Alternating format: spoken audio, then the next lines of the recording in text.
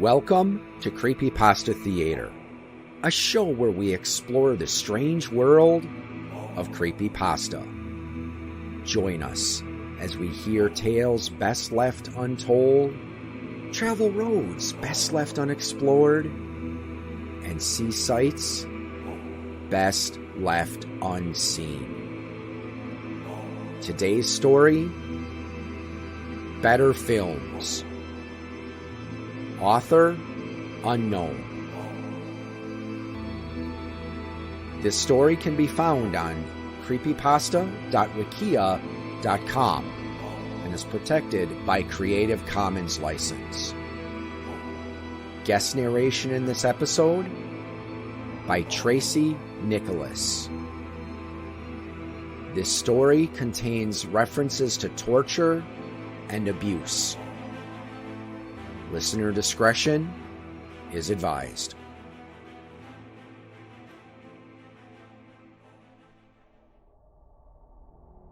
My brother has always had a dream of being a great filmmaker. For as long as I can remember, it's been his obsession. He got a video camera for his 8th birthday and would literally film everything with it, even the most mundane things. He would have us do interviews for the camera, make little movies for himself. I thought it was cute at first, I really did. I would always help him with whatever little project he was doing this time. As time went on, though, something started to change. I can't really say what made him the way he was, but he became increasingly arrogant, increasingly difficult. Our parents definitely spoiled him, spent a small fortune making sure he got the education he needed to pursue his dream of becoming a director, paid for any of the expensive equipment he needed for making and editing his own little movies, helped pay the salaries of any crew or actors he hired for the little short films that he produced. Maybe it was that which made him become so arrogant and mean-spirited. But increasingly he became the worst kind of cliché, the artiste obsessed with their vision and treating everyone in their lives like crap, the self-centered, petulant child in an adult's body. I'd like to say that I called him out on any of this, but the sad fact is that I went right along with him on it. It started in his teens. Verbal abuse and the occasional slap anytime I didn't do something right or quickly enough for his liking. I should have stood up to him, told him to get lost, but I found myself totally under his thumb, unable to say no or simply get him out of my life. To be honest, looking back, I can see just how unhealthy the whole thing was. Now, before you go getting the wrong idea, there was never anything incestuous here. My brother was just a bully, a little tyrant who enjoyed bossing people around, and I basically became his personal servant. He would belittle me and everything I thought, said, or tried to do. Anytime I tried to build myself up, he'd tear me down and make me feel like I couldn't accomplish anything on my own, couldn't even survive out there without him. I should have known better, I suppose, but it had started from when we were so young that honestly a part of me came to genuinely believe the things he said. A part of me was too scared of trying to make it out there in the big wide world by myself that I put up with my brother's constant bullying and taunting and increasingly shrill, angry demands because I was scared of being alone, being cut off from the only family I had left. Our parents had passed away by this point, and we had no contact with the rest of the family. Without my brother, I'd be all by myself. His overbearing presence in my life had prevented me from making any real friends, and the thought of trying to build a life for myself by myself was one that just terrified me. So, I did as I was told. He would say, "Joan, give me coffee." And I'd drive all the way across town to the one Starbucks he liked to get him coffee. He'd say he needed extras, and I'd devote weeks of my life to arranging and carrying out the interviews. He'd demand some expensive piece of equipment, and I'd spend however much it cost to get it. That was my life now, my brother's PA/maid. The subject of my brother's short films and mini-documentaries had become increasingly dark and surreal over the years. He would create short, strange, and frightening little pieces designed only to unsettle and scare. Or sometimes just ones that were so bizarre, so utterly devoid of plot, logic, or reason that it was impossible to tell what, if anything, he was trying to achieve or convey with them. His documentaries were much the same, He would either film about gang crimes, serial killers, and rapes, or else create disjointed scenes. He once filmed a dog starving and injured on the street for several hours. Just filming it, struggling to move, to breathe. Just filmed the thing's pain. Some nights when I went down to get a glass of water, I would see him sat there in the lounge, in the dark, watching these movies he made, just staring at the screen. And then, one day, he told me what his newest film was to be about. It turned out that he had begun to hear stories of an urban legend in the film industry.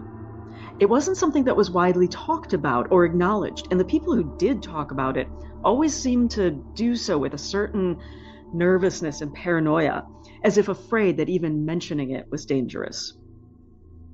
It was called Better Films. Supposedly it was a studio or individual who made incredibly strange movies. None of those we talked to would admit to having watched a Better Film production or would go into any detail about what was on the tapes. And the films were only available on VHS from what we could uncover. But all of them seemed to be incredibly disturbed by what they had seen. One had gone so far as to remove anything from their home that could play video or audio. A guy who ran a small DVD and video store told us that he'd met with some representatives of Better Films just once, a pair of men dressed up in red suits. He described them as looking like they'd been mutilated and claimed that one had been missing an eye and an ear, while another was minus a hand and his nose. The scarring around these wounds looked ugly and raw. They'd given him a business card which had nothing on it except for the logo, a cartoonish, childlike drawing of a frowning face, and the tagline, "Making better films for a better audience," along with a website address where they claimed he could purchase their titles for his store if he wished to help support independent art. He'd checked it out, expecting some kind of artsy foreign stuff in black and white. He had instead found a site full of strange and confusing clips that left him scratching his head and provided no clear way to order anything. He said the whole web page appeared to be in Japanese. And a week later, a black bin bag was on the front step of his shop, and inside were several tapes, all with the Better Films logo on their labels. We asked him if he still had any of the tapes, and my brother in particular was very insistent that we get to watch them. The man refused, and my brother offered him increasingly large sums of money to buy or borrow one of the tapes. Finally, the man just held up a finger to my brother's lips before speaking. Now you listen to me and listen, good boy. I've seen your type. I know the look you got in your eye right now. I get a lot of weirdos in here, browsing the adult section, asking if I have anything stronger. I know what you're after. I know what you're thinking. So I'm going to tell you this, and then you're going to leave my store.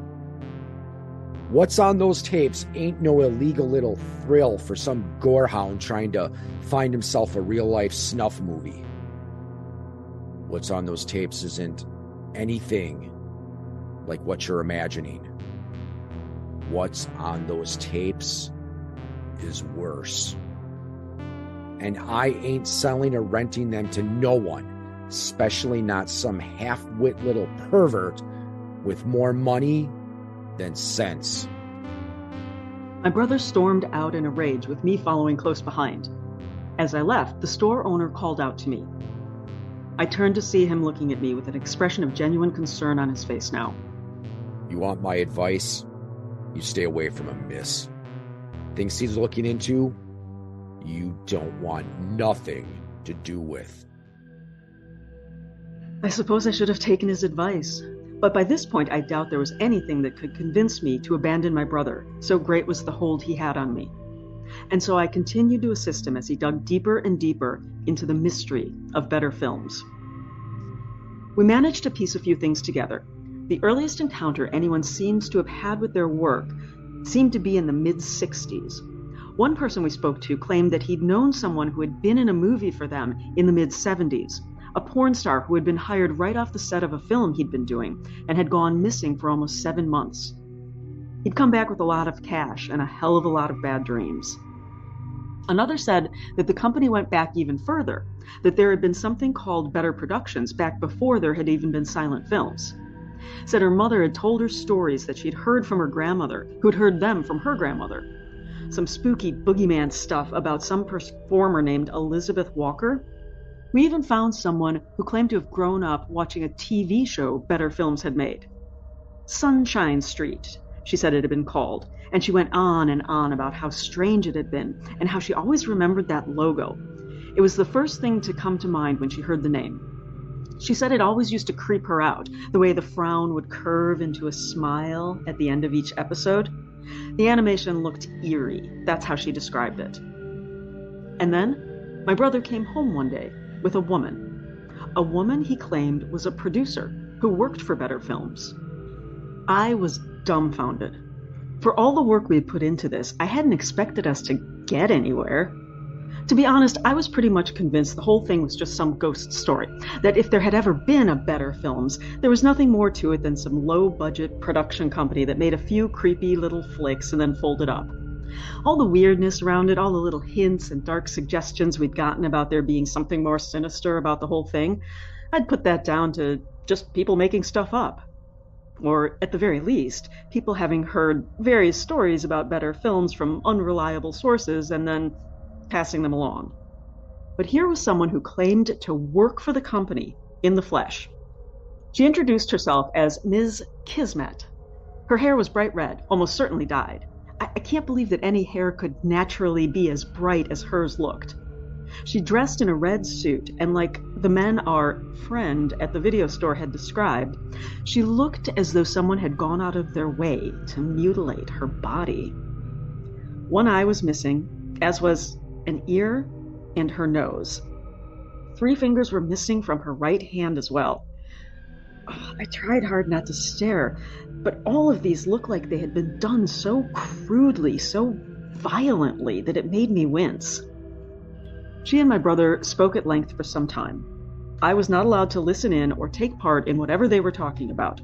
But after a while, they stepped out of the lounge, and my brother asked to speak with me alone for a moment. He told me that he had convinced the woman to let him actually come to the filming of one of the Better Films movies and to meet with the director responsible for their work, to actually interview people who worked at the highest levels of the production company and get the real story about what they did. However, to secure this, he'd had to offer the woman a form of payment, he said.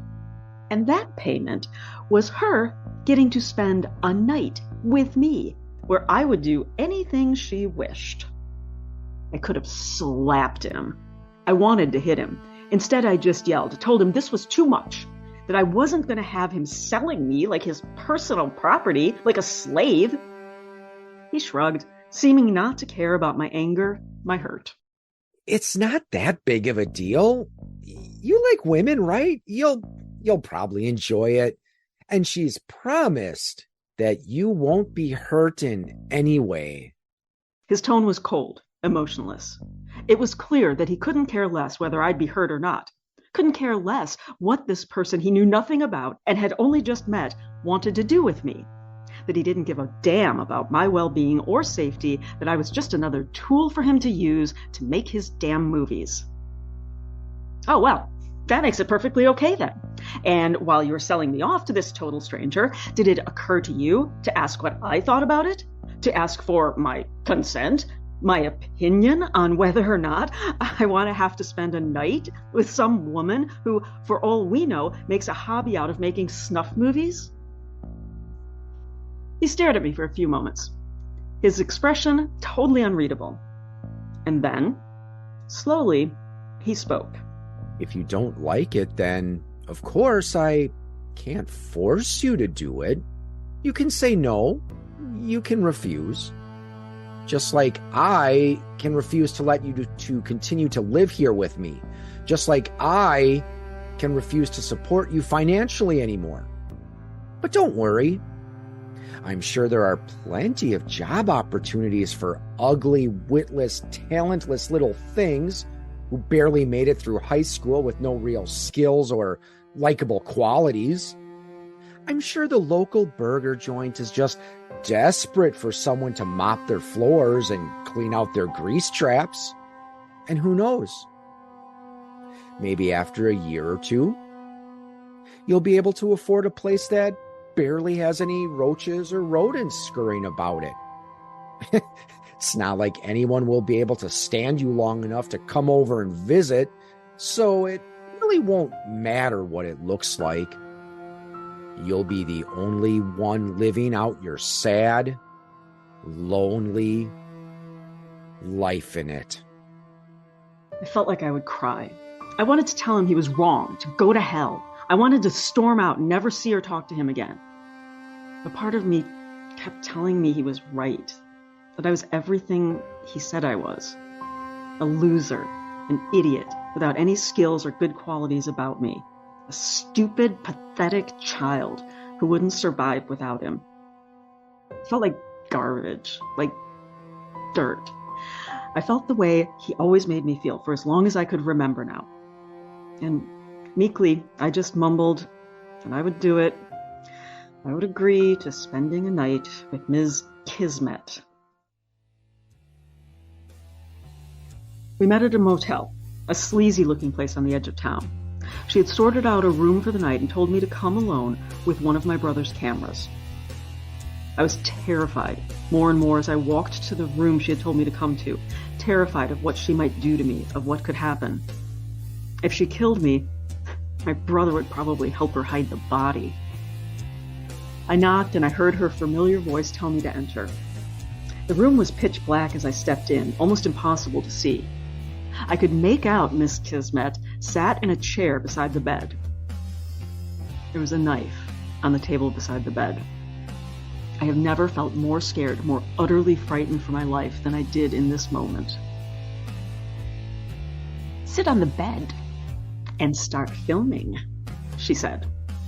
My legs shaking, I somehow managed to make myself walk over and do as she asked, sitting down and swinging the camera up to film her. I began to ask what she wanted me to do, what she wanted me to film. She just told me to keep the camera rolling and not stop until she instructed me to do so. Nothing else. She whistled loudly, and from the bathroom, a dog came limping out. It looked like it hadn't been fed in days, thin and unhealthy looking. As I watched, Ms. Kismet picked up the knife from the table and began to slice lines into her hand. My jaw dropped. As I watched, as I filmed, she cut deeply into her own flesh, blood beginning to pour from the wound. She lowered her hand to within reach of the starving animal and allowed the dog to lap at the blood now trickling from the fresh cut. After a while, she would withdraw her hand and repeat the process, cutting into her hand and then her arm, slicing deep wounds into her skin and letting the dog drink her blood. I felt ill. Worse was the look on her face as she did it. That rictus grin that never changed, never left her. She kept that horrible, forced smile on her face, no matter how much or how deeply she cut herself, looking like something out of a nightmare. Sat there in the dark, smiling that awful smile. Finally, she put the knife down and reached into the drawer of the table it had lain upon. She withdrew a pair of scissors and, as I watched, placed the little finger of her right hand in between them. Slowly, she closed the blades around that digit. Do you know what it sounds like? The crunch of bone as a finger is severed by a pair of scissors? I do now. I could feel the vomit rising in my throat as she slowly cut off that finger. The grin still fixed to her face as she cut through flesh and bone. It fell to the floor, and the dog pounced on it. And finally, she told me I could stop filming. I was shaking, feeling ill, feeling worse than I had expected to feel. I didn't know what this was or why she had asked me to do this, and I didn't want to know. And then suddenly her arm shot out, grabbing me by the leg, her face inches from mine. The grin was gone now, replaced by a look of pure terror, the worst kind of fear I had ever seen on another person's face. Her eyes darted side to side, her body shook. I could feel the blood from her fresh injuries soaking into my clothes. Help me! The words were desperate, spoken as if it actually caused her pain to say them, coming out as a broken and pathetic whimper. For the love of God, she's gonna kill us all. Don't you understand? She's going to kill us all. And then she stopped, her words cutting off. A little squeak of pain came from her, as if someone had grabbed her by the throat. And I realized we weren't alone in the room. Stood in the dark, in one corner of the room, was another woman. She was dressed in a tuxedo, with a featureless white latex mask over her face. There were no eye holes in the mask, and yet somehow, as she stood there motionless in the dark, I felt like she was looking at us, that she could see us, see me, that she was studying me intently, watching me very closely indeed. I felt more afraid than ever before. That motionless woman in the white mask stood silently in the blackness, made my heart pound, made the hairs on the back of my neck stand on end. I had to get out of this room. I stood up, turned, and ran. I ran out of the room, down the stairs, out into the parking lot. I didn't even bother to get in my car. I just ran out into the street and away from that motel. Away from Ms. Kismet. Away from that woman in the white mask. It was the next day that Ms. Kismet showed up at my brother's home. She was all smiles once again and thanked me for my time. My brother had asked no questions about what had happened, most likely because he couldn't care less. And he was happy to hear that Ms. Kismet would now arrange for a meeting with their director at the set of the current production they were working on right now.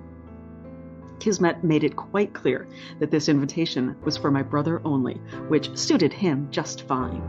He told me to stay at the house, work on editing the footage we'd put together so far, and said he'd be back as soon as possible with the interviews with the director and actors involved in Better Film's newest movie. He was beaming, clearly happy that he'd gotten his way. That now he would get to finish his movie with actual footage of what Better Films did.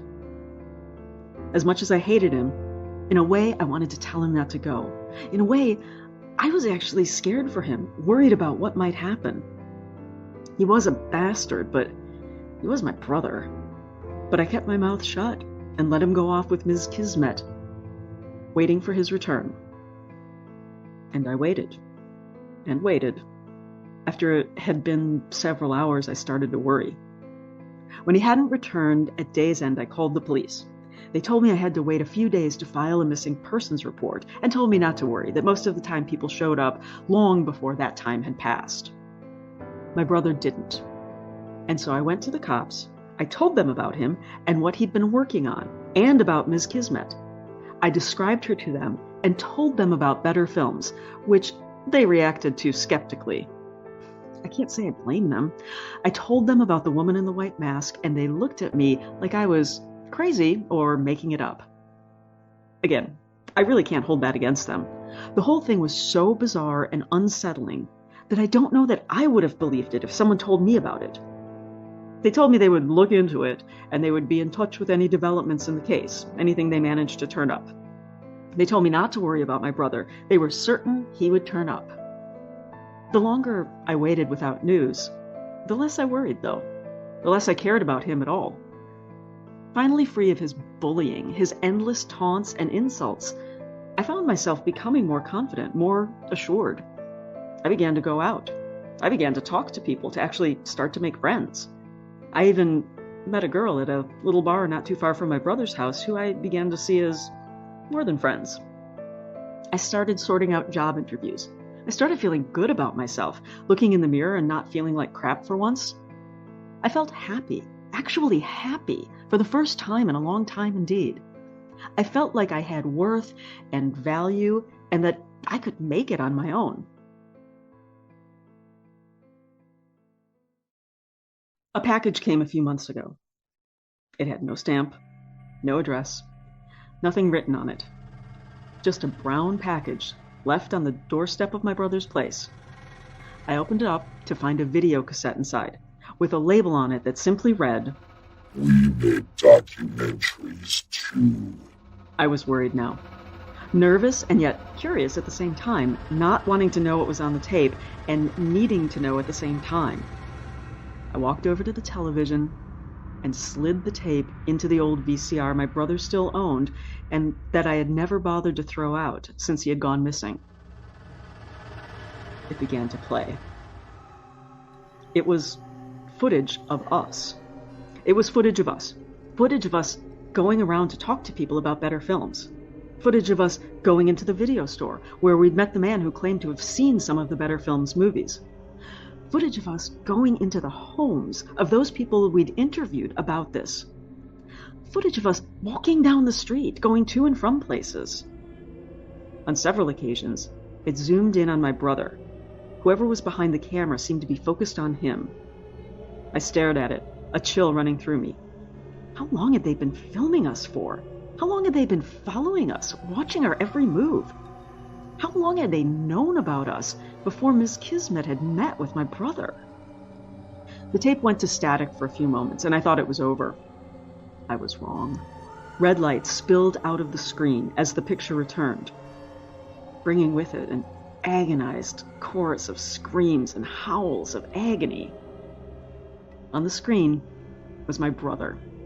He was suspended on what looked like metal hooks, rusty metal hooks, his body hanging from them in a veritable maze of razor wire. Wire wound around his body, cutting into his flesh, seeming to move like metal snakes. Whoever was manipulating the wire was off screen, but the effects were very clear. He was missing a hand, a leg, his ears, his mouth open wide. Screams were all around. The source of them was not visible, but I could hear what sounded like dozens of voices, all screaming with him, all howling and shrieking in pain. His eyes were wide and terrified, his body jerking and twitching as he screamed the same words over and over again, the same 2 words. "Help me!" I stood there, staring at the scene for a moment. My brother trapped somewhere in what appeared to be a private hell on earth, having God knows what else done to him by these people for reasons I would probably never know. I walked over to the set. I turned off the tape. I unplugged the VCR and the TV. And, knowing that I would never mention this tape to anyone I knew, I whispered a few words to myself. "No, I won't, brother." I burned the tape. To this day, my brother has never been found.